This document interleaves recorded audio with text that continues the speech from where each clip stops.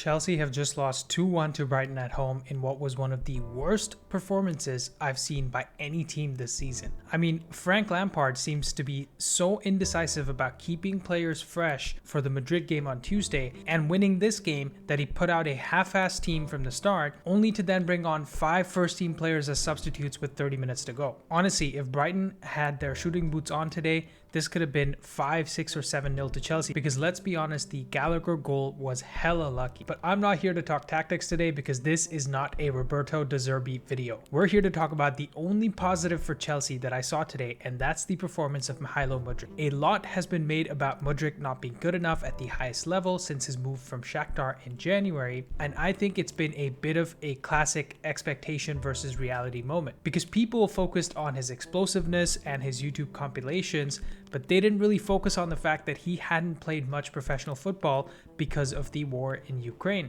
and that he is more of a developmental player than you'd expect for someone who's 22 years old. Despite all the flack that he's taken, he did some things today that really impressed me. So without further ado, let's get straight into some clips of Mudryk from the game today and why I think he deserves to play 90 minutes every week. As always, please drop a like on the video and subscribe to the channel if you enjoy, and don't forget to turn on all notifications to never miss out on content just like this. So the first thing we're going to discuss is Mudryk's explosiveness that was on display today. This is probably the thing that most of you have seen before from those YouTube compilations to get excited about it. We start with Badiashile moving forward with the ball, and he's about to pass it into Mudryk inside his own half. As we play along, Mudryk quickly closes the distance on Veltman, and he's about to knock it into some space ahead of him. As soon as he does that, we see that Veltman is trying to do the right thing and getting his body across Mudryk, so Mudryk pretty much has to foul him to get to the ball, right? You see him moving across here. But Mudryk's athleticism is so elite that he slows himself down for a split second and runs on the inside to get ahead of Veltman. So Veltman feels like he has no option but to wipe him out over here and pick up a yellow card. This play right here gives me serious Gareth Bale vibes because he's just so rapid. He's one of those rare players that is quick both across short and long distances, and if Chelsea can develop him properly, that quickness in his feet will translate to his dribbling, his passing, and his overall decision making as well. Because Chelsea fans will know this better than anybody else,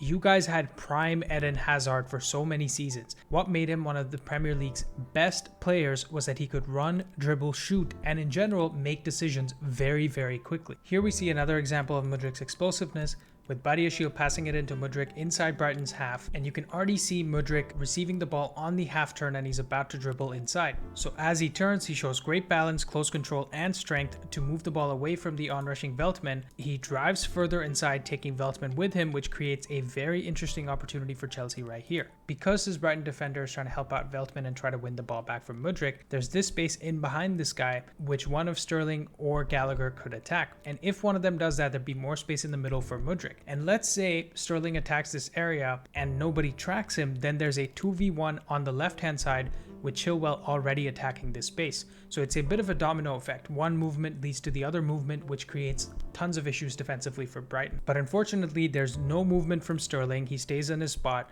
And as Mudryk passes it to Gallagher, there's 2 Brighton players, including Caicedo and Mitoma, I believe, who are ready to pounce onto Gallagher, and Gallagher ends up losing the ball. So if Sterling does make this movement, maybe there's one less player on Gallagher here and maybe the outcome is different. But the main point is Mudryk is really good at progressive carries, and if you keep getting him the ball in these areas and if he keeps attacking defenders, eventually he's going to score lots of goals or create lots of assists. Next, we're going to talk about Mudryk's pressing abilities, and even though there weren't that many examples of him successfully pressing today, that's hardly his fault because Chelsea in general were not pressing Brighton at all. I mean, if you have 30% possession at home for 2/3 of the game, that means you're definitely not pressing as a team. We start here with Dunk getting pressed in his own box by Gallagher, and you can see that Mudryk is marking a huge area by himself. As we play along, Dunk tries to play the ball under pressure to Veltman out on the right hand side, and Mudryk is quick to read this and jump onto the opportunity to intercept the ball high up the pitch. He ends up winning the ball just ahead of Veltman, and he's ready to drive into the space ahead of him on the left wing. And as he gets into the position to cross, this is where Chelsea's issues come in, because right here there's only one player in the box in Raheem Sterling. What the hell is Mudryk actually supposed to do here? I understand that Chelsea just won the possession back a few seconds ago, but even if one of these three players can make the run into the box, that gives Mudryk a whole lot of options over here. So Mudryk puts the cross in anyways, and he tries to find Sterling as his best option, but it takes a touch off this defender here, and then Lewis Dunk is forced to clear it over his own goal. That could have been an own goal, but even if Sterling or another player makes the near post run, maybe they can get the touch and Chelsea are 1-0 up inside the 7th minute. Let's be completely honest here. Mudryk has looked a lot worse than he actually is because he's in a bad team in a transition season. If he had actually gone to Arsenal, who in contrast are having an amazing season and have an amazing team right now, he would have looked much better in this short space of time already. Just look at how good Jorginho and Trossard have looked under Arteta, and I bet Chelsea fans are regretting letting Jorginho go. And for our last section, we're going to look at Mudryk's passing and link-up play in this game, and this is probably the thing that I'm most excited by. It's because he already has bundles of the things that you cannot teach someone, which is athleticism. It's genetic for the most part, and although players can improve maybe 5, 10, 15%, you can't really make a big improvement. But if he starts learning to make the right decisions at the right time, which is a skill that players can learn by playing regular football at the highest level and training with the best players under the best coaches, the sky is the limit for this guy. So let's talk about what impressed me from this game today, starting with the assist for Gallagher that he got. And here we have Enzo Fernandez picking up the ball in his own half, and pay attention to the outrageous pass that he's about to pull off to Mudryk from this area, because he takes out 3 Brighton players with one move. As Mudryk receives the ball, look at how easy it is for him to receive the ball, turn, and start dribbling towards goal. He's got great balance and that ability to drop his shoulders and beat a man one-on-one. And Webster, who's actually vacated his center back spot from here, is really worried about Mudryk driving into this space, so pay attention to how Mudryk deals with Webster. As we play along, Webster is obviously going to run back into his space in this direction because he's scared shitless about Mudryk getting one-on-one with the keeper, and Mudryk recognizes this and cuts across him to get into this space instead. So Webster has to stay with Mudryk and change directions, which forces Dunk to cover more centrally, and this creates that room for Pulisic that we see on the right hand side. In general, throughout this play, Mudryk's movement is forcing Brighton into an uncomfortable situation defensively, where they're forced into making quick decisions because they want to stop him from getting in behind.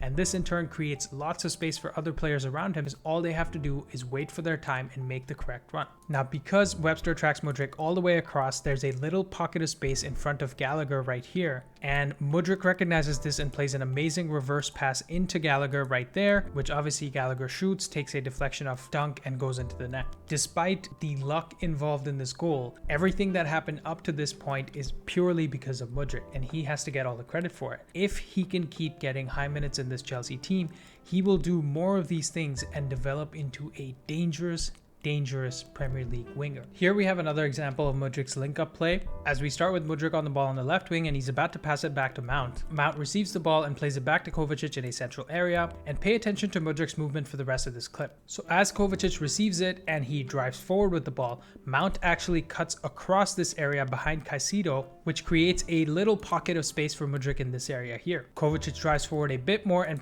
plays it off to Mudryk in that area, and Mudryk plays it first time into Mount, and then Mount tries to flick it towards Felix, but unfortunately the ball goes off his toe and it's kind of a high one and hard for Felix to control. But Mudryk is still driving forward and trying to get into this channel here just in case Felix can get him the ball. But the ball's still bouncing in the air and it's difficult for Mudryk to do anything with it as it gets towards him. But despite this play being disappointing, I want you guys to focus on Mudryk's willingness to make things happen. His ability to play first time passes into the right channels and his ability to make quick decisions is there. He's still very raw, but he has the right ingredients for a good Premier League winger, and maybe even a great one.